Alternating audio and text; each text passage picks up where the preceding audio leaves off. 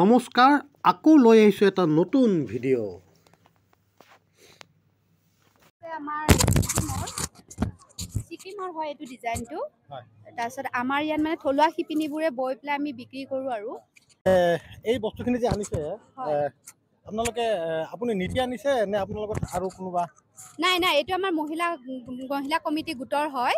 মহিলা গোটৰ হয়, মই 3টা গোটে মোৰ জড়িত হৈ আছে, পাহি আৰু ভৰলীপৰি আৰু সোণাৰু। কোন ঠাইতো? এইটো আমাৰ নামেৰিত হয়, আমাৰ সমষ্টি চতিয়া পৰে আৰু আমাৰ বিধায়ক পদ্ম হাজৰিকা ডাঙৰীয়া তেখেতলোকে আমাৰ গোটবিলাকক সহায় কৰিছে আৰু নিবনুৱা সমস্যাবোৰ মানে আমি নিজে নিজে স্বাৱলম্বী হৈছোঁ। তেখেতলোকে সহায় কৰিছে ধন টকা পইচাৰ ক্ষেত্ৰতো, লোন চোন পাইছোঁ গোটকেইটা আমি। যি কি নহওক, এতিয়া এইখন চোল মোৰ একেবাৰে পচন্দ হৈছে মোৰ শ্ৰীমতীৰ কাৰণে। মোৰ শ্ৰীমতী কয় মই বহু ঠাই ঘূৰোঁ, কিন্তু শ্ৰীমতীৰ কাৰণে বোলে মই একো বস্তুৱে কোনো দিন বোলে মই নি পোৱা নাই। আজি মই এইখন মোৰ শ্ৰীমতীৰ কাৰণে মই লৈ যাম।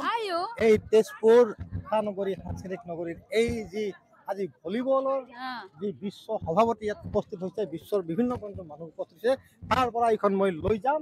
যিহেতু যোৱাকালি 23 জানুৱাৰী মোৰ এটা জন্মদিন গৈছে, মই ছাৰপ্ৰাইজ দিবলৈ আজি মই ইয়াৰ পৰা মোৰ শ্ৰীমতীক এইখন উপহাৰ দিম।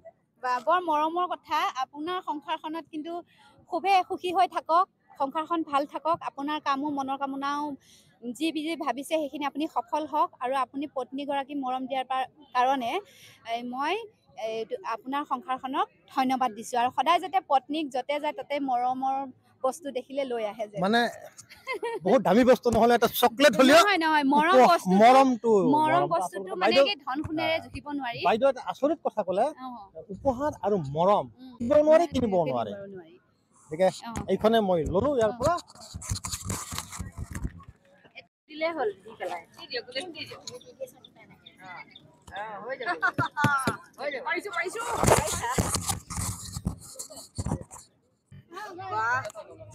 সুন্দৰ পিঠা বনালে, অতি সুন্দৰ।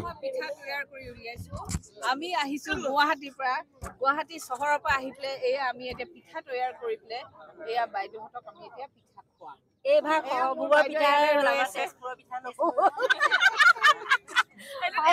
এয়াই হৈছে সাংস্কৃতিক নগৰীৰ এক পৰিৱেশ। ইয়াত এক গাঁৱলীয়া এক পৰিৱেশ ফুটাই তুলিবলৈ যত্ন কৰিছে। ইয়াত এটি খেৰী ঘৰ। মই অকণমান ভিতৰত সোমাই যাম। ইয়াত বিশ্বৰ যিখিনি আমাৰ অতিথি আহিছিল তেওঁলোকক ইয়াত ঢেঁকীশাল পিঠা কেনেকৈ বনায়, ক'ৰ পৰা বনায়, ইয়াত আমাৰ বাৰীৰ শস্যবোৰ, লগতে আছে আমাৰ কিছুমান সা সৰঞ্জাম, পিৰা, ঝাৰু, কুলা, চালনী ইত্যাদি কৰি। ইপিনে আছে আমাৰ গাঁৱৰ পৰিৱেশত আমাৰ মুৰ্গীৰ পোৱালিবোৰ আমি কেনেকৈ ধৰি ৰাখোঁ। আমি ঘৰটোৰ ভিতৰলৈ যাম।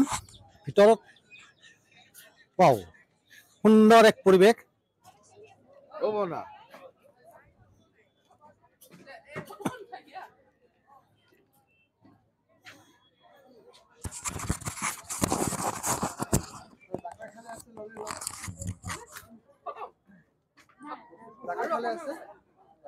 মই নিজে আপ্লুত হৈছোঁ অসমীয়া হৈ।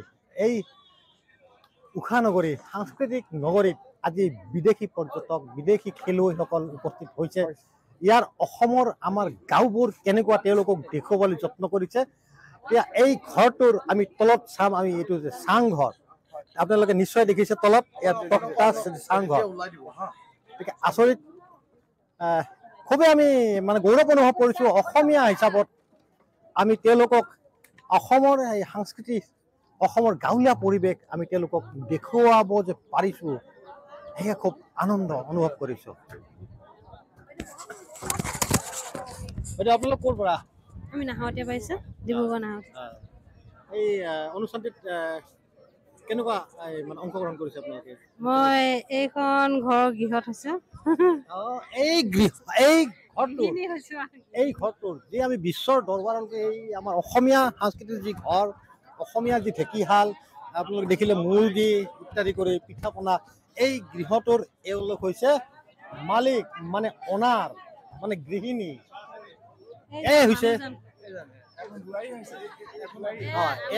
এওঁ বোৱাৰী আৰু এওঁ এই মেইন মানুহজন আজি অনুভৱটো কেনেকুৱা বিশ্বৰ দৰবাৰত এনেকুৱা এখন আমাৰ গাঁৱৰ পৰিৱেশ আমি দেখিবলৈ বহুত পাওঁ ভাল লাগিছে নিজকে এনে বহুত ফূৰ্তি লাগিছে আৰু মনত। অসমীয়া হিচাপত আমি আজি আকৌ গৌৰৱ কৰিব পাৰো নহয় জানো হয়। এয়াই হৈছে আমাৰ অসমীয়া সংস্কৃতি আমাৰ অসমীয়া গাঁৱলীয়া পৰিৱেশ